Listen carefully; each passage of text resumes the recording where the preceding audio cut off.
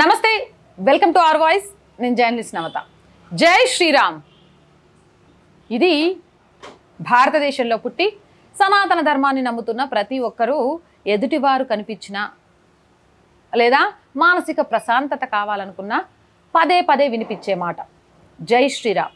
కానీ కాంగ్రెస్ ప్రభుత్వం రాముడికి వ్యతిరేకం అనేది బీజేపీతో పాటు చాలామంది రాజకీయ విజ్ఞులు అలాగే రాజకీయ విశ్లేషకులు చాలామంది చెప్తూనే ఉంటారు. అయోధ్య రామ్లల్లా విగ్రహ ప్రతిష్టను అడ్డుకొని అసలు అయోధ్యలో రామ్లల్లా విగ్రహాన్ని ఆ గుడిని కట్టడాన్ని సవాల్ చేస్తూ కోర్టుకు వెళ్ళింది కూడా కాంగ్రెస్ ప్రభుత్వం అనే విషయం మనకు తెలిసిందే. చివరికి కాంగ్రెస్ ఎమ్మెల్యేలు ఎక్కడి దాకా దిగజారంటే జై శ్రీరామ్ అనే వాళ్ళంతా ముష్టి వాళ్ళట.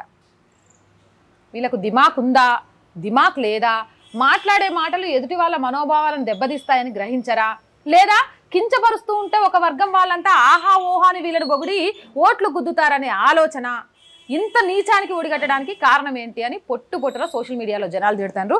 అసలు ఎవరా కాంగ్రెస్ ఎమ్మెల్యే, ఎక్కడ జరిగింది ఈ కథ అంతా అనేది ఈ ఆర్టికల్ ద్వారా నేను మీకు అందిస్తాను. జై శ్రీరామ్ అనే నినాదాలు చేసే వాళ్ళంతా ముష్టి వాళ్ళని కాంగ్రెస్ ఎమ్మెల్యే తీవ్ర వ్యాఖ్యలు చేశారు. నోటికొచ్చినట్టు మాట్లాడి హిందువులను ఘోరంగా అవమానించారు. కానీ కాంగ్రెస్ పార్టీ మాత్రం సదరు కాంగ్రెస్ ఎమ్మెల్యేపై ఎటువంటి చర్యలు తీసుకోకుండా చూస్తూ కూర్చుంది. ఊకోనా ఎలా చర్యలు తీసుకుంటుంది అనుకున్నావు? అయోధ్య రాముల వారి విగ్రహ ప్రతిష్ఠ జరుగుతుంటే నడి రోడ్డు మీద కూర్చొని ఏమంటారు ఆ నినాదాలు చేసిన గొప్ప చరిత్ర కాంగ్రెస్ది. అసలు అయోధ్య రాముల వారి గుడి కట్టొద్దని పిల్లేసింది ఎవరు? కోర్టుకు వెళ్ళింది ఎవరు? ఒక వర్గం కోసమే ఈరోజు మేనిఫెస్టోని రిలీజ్ చేసింది ఎవరు?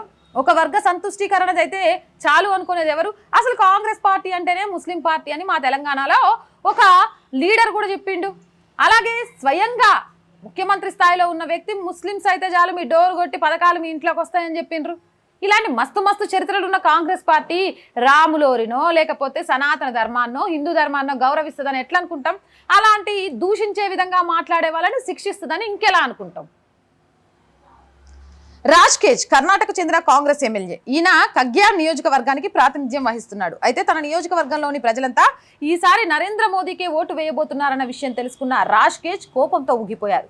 వెంటనే తన నియోజకవర్గానికి వెళ్ళి అసలు జై శ్రీరామ్ నినాదాలు చేసే వాళ్ళంతా ముష్టి వాళ్ళే, ముష్టి కోసమే జై శ్రీరామ్ నినాదాలు చేస్తుంటారు, మీరు ఈసారి నాకు ఓటేయకపోతే మీకు అందరికీ విద్యుత్ సరఫరాను నిలిపేస్తానని బహిరంగంగా ప్రజలను ఈ కాంగ్రెస్ ఎమ్మెల్యే బెదిరించాడు. దీంతో సీరియస్ అయిన కేంద్ర ఎన్నికల సంఘం వెంటనే ఈ కర్ణాటక ఎమ్మెల్యేకి నోటీసులు పంపించింది. నోటీసులు పంపిస్తే ఏం లాభం? ఆ నోటీసులు కోర్టులని అటని ఇటని తిరుగుతుంది. ఆయన చేసే పనులు ఆయన చేసుకుంటూ పోతాడు. ఇలాంటి వాళ్ళను వెంటనే ఎన్నికలకు అనర్హత వేటు వేయాలి. మీ అయ్యా జాగిర్లో నుంచి తీసిస్తారా కరెంటు? మొన్నటికి మొన్న కర్ణాటకలో నీళ్లు కట్ చేస్తామంటాడు ఒక ఆయన, నువ్వేమో కరెంటే కట్ చేస్తా అంటావు. ఏకంగా మీ జోబులలో నుంచి ఇస్తారా పైసలు, లేకపోతే మీ పార్టీ ఫండ్లో నుంచి ఇస్తున్నారా, లేకపోతే కరెంటు సంస్థలు, లేకపోతే నదులు సముద్రాలు మీ సొత్తు అనుకుంటారా? ఈనేటోడు ఎర్రోడైతే ఎట్టయినా భయపెట్టేసి ఓట్లు గుద్దించుకోవచ్చు అనుకుంటారా? మీకు జై శ్రీరామ్ అనేటోళ్ళు ముష్టోళ్ళలాగా కనిపిస్తారు. ఇక ప్రార్థనా మందిరాలకు వెళ్ళి ఖర్జురాలు తినిపించేటప్పుడు ఇవేం గుర్తురావు. ఇది నేనంటున్నమాట కాదు, మస్తు మంది అంటున్నమాట. ఈరోజు మేనిఫెస్టోని చూసి మాట్లాడుతున్నమాట. జై శ్రీరామ్ అంటే ముష్టోళ్ళలాగా కనబడుతుండ్రు అని అంటే ఎంతమంది హిందువులు మీకు ముష్టోళ్ళలాగా కనబడుతుండాలా?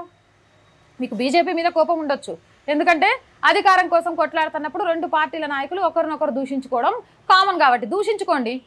గంతేగాని రాముడిని ఎందుకు మధ్యలో తీసుకొస్తారు? రాముడు ఏమన్నాడు? రామరాజ్యం అనేది స్థాపించాలి అనే ఆలోచన మీకు లేనప్పుడు ఆ రాముడు శత్రువులాగే కనబడతాడు. ఒక ఆయన మాట్లాడతాడు రాముడు ఏమవుతాడు మీకు అని. ఏమవుతాడు? సన్మార్గంలో నడవడం ఎలా అని నేర్పించిన ఒక గురువు అవుతాడు. తల్లిదండ్రులకు ఎలా విలువ ఇవ్వాలి అని ఆలోచించిన ప్రతి క్షణంలో ఒక కొడుకు అవుతాడు. మాట కోసం అడవిలో ఎన్ని కష్టాలనైనా భరించాలి అని తెలుసుకుంటున్నప్పుడు ఒక గొప్ప నాయకుడు అవుతాడు. ప్రజల కోసం భార్యని అడవుల్లోకి పంపించినప్పుడు కుటుంబం కంటే కూడా ప్రజా సంక్షేమమే ముఖ్యమని ఆలోచించే రామరాజ్యం కావాలి అనిపిస్తుంది. గంత జరిగిన సీతమ్మ ఒక్క మాట ఎందుకు అనలేదు అనేది తెలుసుకున్నప్పుడు ఆయన ఎంత గొప్ప సంస్కారవంతుడో అర్థమవుతుంది. అన్న కోసం వెనకెళ్ళిన తమ్ముని చూస్తే ఆస్తుల కోసం కొట్టుకొని జావద్దు అనే విషయం తెలుస్తుంది. హనుమంతుడు లాంటి భక్తుడిని చూస్తే మనం గురువుగా భావించిన వాళ్ళ కోసం మన శక్తిని మనకు గుర్తు చేసే గురువులు మన పక్కన ఉంటే సముద్రాన్ని కూడా దాటొచ్చు. భక్తిని గురు దక్షిణను ఏ విధంగా ఇవ్వాలి అని నిరూపించింది చూపిస్తుంది. రాముడు ఏమన్నా సుట్టమవుతాడా, అదవుతాడా, ఇదవుతాడా అంటే ఆలోచించే దాన్ని బట్టి ఉంటుంది. పచ్చకామెరలోడికి లోకమంతా పచ్చగా కనబడుతుంది. రాముడిని మీరు ఏ దృష్టితో చూస్తే ఆ దృష్టిలోనే రాముడు కనబడతాడు. రాముడు పుట్టుకతో దేవుడు కాదు, రాముడిని ప్రజలు దేవుణ్ణి చేసిండ్రు. గా విషయం తెలియదు వీళ్ళకి. పార్టీలు ఏమన్నా కాండి, నాయకులు ఏమన్నా చేసుకోండి, దమ్ముంటే అవినీతులు నిరూపించుకోండి.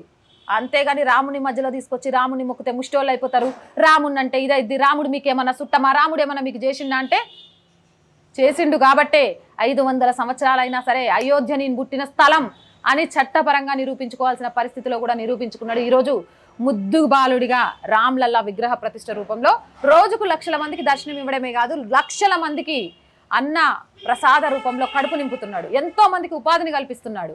ఈరోజు ఆ రాష్ట్రం అభివృద్ధిలో తాను ఒక భాగమైండు. తెలుసుకోండి, దేవుళ్ళని దూషిస్తే ఏం రాదు. వాళ్ళు దేవుళ్ళు ఉత్తగ్గాలేదు, ఇలా ఓం భూమ్ బుషన్ దేవుళ్ళు కాలేదు. దశావతారాలలో కూడా ఒక్కొక్క అవతారంలో ఒక మనిషి మంచి పనుల ద్వారా, ఒక మనిషి తన జీవితంలో సమస్యలు ఎదురైనప్పుడు ఏ విధంగా వాటిని అధిగమిస్తూ ముందుకు వెళ్ళాలి అనేది తెలుసుకుంటూ ప్రజలు వాళ్ళని దేవుళ్ళని చేసి కూర్చోబెట్టిండ్రు. మంచి చెడు, మనం వెళ్ళే మార్గం, మనం నడిచే తీరు, మన మాట, మన ప్రవర్తన, మన పాలన ఎలా ఉండాలి అనేది నేర్పించిండ్రు. తెలుసుకోకుండా ఏం తెలవకుండా మైకులు దొరికినాయి కదా, మేము నాయకులం కదా, ఏమైనా మాట్లాడొచ్చు అనంటే ఎవ్వరు చూస్తూ ఊరుకోరు. ఓటు అనే ఆయుధం ద్వారా ఖచ్చితంగా బుద్ధి చెప్తారు. ఇది ఈ వీడియో ద్వారా నేను చెప్పాలనుకుంటుంది. మరి నాయకుడు మాట్లాడిన మాటలకు మీరేమంటారు? అసలు ఇలాంటి నాయకుడి విషయంలో కాంగ్రెస్ ఎందుకు యాక్షన్ తీసుకోవట్లేదు అనుకుంటారు? కామెంట్ రూపంలో చెప్పండి. మోర్ వీడియోస్ కోసం మన ఛానల్ని వెంటనే సబ్స్క్రైబ్ చేయండి. సో ఈ వీడియో నచ్చిందా లైక్ చేయండి, షేర్ చేయండి అండ్ మన ఛానల్ని సబ్స్క్రైబ్ చేయండి. చాలా మంది వీడియోస్ చూస్తున్నారు, సబ్స్క్రైబ్ చేయట్లేదు. So please subscribe our channel. And ఎన్ని లైకులు చేస్తే అంత షేర్ అవుతుంది ఈ వీడియో, కాబట్టి చూసిన ప్రతి ఒక్కరూ లైక్ చేయండి అండ్ సపోర్ట్ చేయండి. సపోర్ట్ చేయాలి అనుకునే వాళ్ళు సబ్స్క్రిప్షన్ పక్కనే జాయిన్ అనే ఆప్షన్ కనిపిస్తుంది. 1 to 5 లెవెల్స్ ఉంటాయి, ఏదో ఒక లెవెల్లో సపోర్ట్ చేయండి. జాయిన్ అనే ఆప్షన్ అర్థం కావట్లేదని చాలా మంది అంటున్నారు. వాళ్ళ కోసం ఈ స్క్రీన్ మీద గూగుల్ పే, ఫోన్పేతో పాటు అకౌంట్ డీటెయిల్స్ కూడా ఇచ్చాము. మీరు సపోర్ట్ చేసే ప్రతి చిన్న రూపాయి కూడా మన ఛానల్లో ఎక్విప్మెంట్తో పాటు ప్రాపర్ మనకి ఇప్పటివరకు ఒక ఛానల్ కంటూ ఆఫీస్ కూడా లేదు. మేము ఎక్కడ ప్లేస్ దొరికితే అక్కడ చెప్తూనే ఉన్నాం. అందుకే కొన్ని చోట్ల లైటింగ్ ప్రాబ్లం ఉంటుంది, కొన్ని చోట్ల నాయిస్ వస్తూ ఉంటుంది. కాబట్టి ప్లీజ్ మీ అందరూ సపోర్ట్ చేస్తే ఇలాంటి మంచి వార్తల్ని మీకు అందించడానికి ఒక ప్రాపర్ సెటప్ చేసుకోవడానికే ప్రయత్నం చేస్తున్నాను. మీ అంతా సపోర్ట్ చేస్తారు అనుకుంటున్నాను. అండ్ మీ వ్యాపార ప్రకటనల కోసం కూడా ఆర్ వాయిస్ని సంప్రదించవచ్చు. దానికోసం కూడా ఫర్ అడ్వర్టైజ్మెంట్ అంటూ నెంబర్ ఇవ్వడం జరిగింది, దాన్ని కూడా ఒకసారి చెక్ చేసుకోండి. Please subscribe our channel and support our channel. జై భారత్.